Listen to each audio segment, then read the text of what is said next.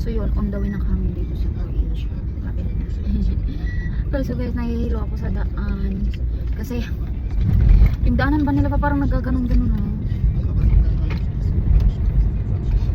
Mahiluhin na ako ngayon pag malayo ang biyahe.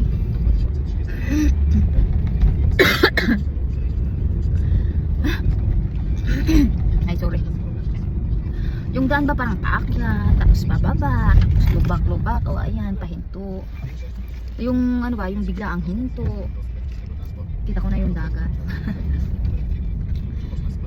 Dati hindi naman ako ganito, hindi ako nahihilo pag ano. Pero ngayon lang talaga pag bumabiyahe ako ng malayo. Grabe yung mga sikmura ko. Sa Bisaya, pag di kabuhi ko ba? Serious, di kabuhi ko. Layo na eh. Ano kasi, yung daanan dito sa Croatia, pataas mababa pa, iikot yung mga sa nakakahiro talaga siya. Tapos gutom pa ako, kailangan muna namin pumunta dun sa ano, sa hotel.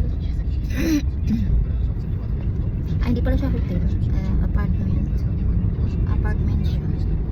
Ay, nakikita ko na. Daanan dito, tapos nandun yung dagat.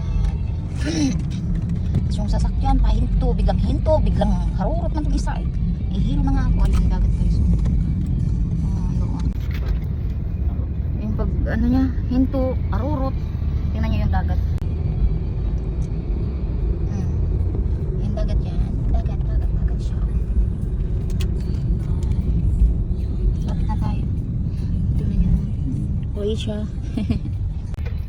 Ano naman to, ibang lugar naman to dito sa Croatia. Dati kasi doon kami sa Palestine Beach. Ngayon iba naman, ibang lugar na. Kasi tumingin kami ng magandang lugar dito sa Croatia.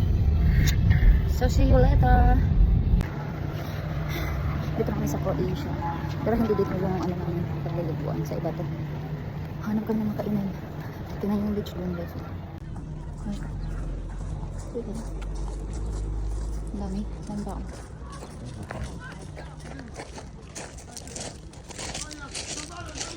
Tingnan mo dun.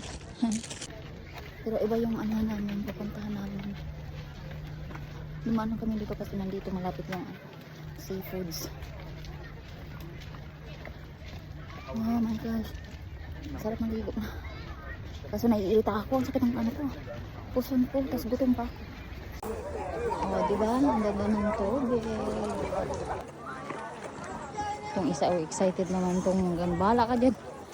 Gutom na nga ako. Hintay pa tayo ng isang oras para mag-open daw yung ano.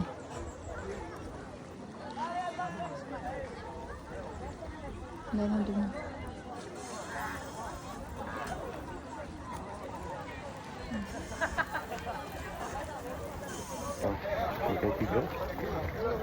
Alam mo kayo lubot guys.